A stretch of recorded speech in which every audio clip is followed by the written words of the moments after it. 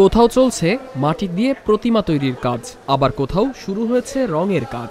আপন মনে প্রতিমাগুলো ফুটিয়ে তুলছেন শিল্পীরা। এখন শেষ সময়ে পূজার প্রস্তুতি নিচ্ছেন আয়োজকেরা। দুর্গাপূজা উপলক্ষে সনাতন ধর্মাবলম্বীদের মাঝে বইছে উৎসবের আমেজ। শেষ আয়োজন এখন এই যে হলো পূজার কাজ চলছে, মায়ের প্রতিমার হলো দোমাটি চলছে, মানে এইটা হওয়ার পরে আবার 2 থেকে 3 দিন পরে আবার হলো রং করতে। সারা বছর ধরে আমরা এই জিনিসটারই অপেক্ষা করি, আবার এর মধ্যে দুঃখও থাকে যখন দশমীটা আসে। সামনে ষষ্ঠী, মূর্তির কাজকাম চলছে, সমস্ত দিক থেকে আমরা নিরাপত্তা এবং সমস্ত কিছু ভালোভাবে হচ্ছে বলে আমরা মনে করছি। এবছর কুষ্টিয়া জেলায় 250টি মন্দিরে দুর্গাপূজা অনুষ্ঠিত হবে। শেষ সময়ে প্রতিমা শিল্পীদের বেশ বেগ পেতে হচ্ছে। অন্যান্য বছরের তুলনায় এবার চাহিদাও বেশি। প্রথম থেকে শুরু করে এখন মাটির কাজ ফাইনাল প্রায় আজকে। এরপরে আমরা 4 দিন পরে আসব রং করতে, রং শেষ করব। রঙে আমাদের 2 দিন লাগবে, তাতে আমাদের প্রতিমা কমপ্লিট হয়ে যাবে। সকলের সহযোগিতায় অনাড়ম্বরভাবে দুর্গোৎসব পালন করতে চান আয়োজকরা। সেই দিকে লক্ষ্য রেখে সকল প্রস্তুতি নেওয়া হচ্ছে। আগামী 21 সেপ্টেম্বর মহালয়ার মধ্য দিয়ে দেবীপক্ষের সূচনা হবে।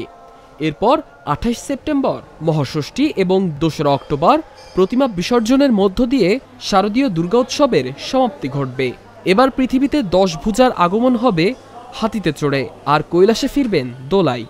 মায়ের কাছে আমরা প্রার্থনা করব বাৎসরিক যে মা সবার মঙ্গল করুক, মঙ্গল রাখুক, সবাই আমরা ভালো থাকি। আমাদের এখানে এখনও অপ্রীতিকর কোনো ঘটনা ঘটে নাই, বা সামান্য এদিক ওদিকে 2-1টা ঘটবে, এটা চিরকালই হয়ে আসছে, হবেই। দুষ্ট প্রকৃতির লোকে থাকে আলাদা। গত বছরের তুলনায় এবছর 22টি মণ্ডপ বেড়েছে।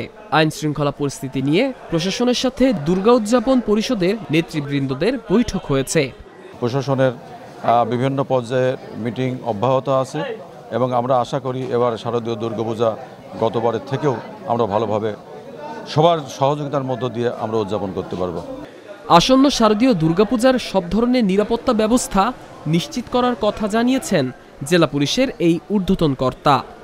যতটা পেরেছি পূজা মণ্ডপগুলো পরিদর্শন করেছি, আপনারা সাথে ছিলেন এবং প্রতিটা ক্ষেত্রে আপনারা এবং মুসলিম সম্প্রদায়, হিন্দু সম্প্রদায়, প্রশাসন, পুলিশ সবাই মিলে একটি সৌহার্দ্যপূর্ণ পরিবেশে কিন্তু গত বছর পূজাটা হয়েছে। কোনো রকম অনাকাঙ্ক্ষিত কোনো ঘটনা ঘটে, বিশেষ করে এই কুষ্টিয়া জেলায়।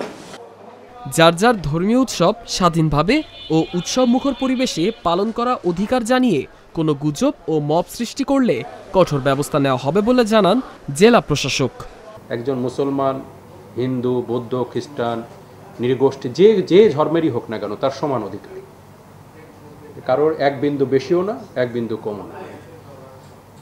সুতরাং যার যার ধর্ম স্বাধীনভাবে পালন করার, যার যার ধর্মীয় উৎসব স্বাধীনভাবে পালন করার এবং উৎসব উদ্দীপনার মধ্য দিয়ে পালন করার, এটা আমাদের সকলের অধিকার। বিভিন্ন ধরনের প্রোপাগান্ডা বিভিন্ন সময় চালানো হয়, আমরা কোনো গুজবে সহজে কান দেব না, কোনো মবের পরিস্থিতি সৃষ্টি করব না। মব ভায়োলেন্সের বিরুদ্ধে কিন্তু গভর্নমেন্টের 0 টলারেন্স।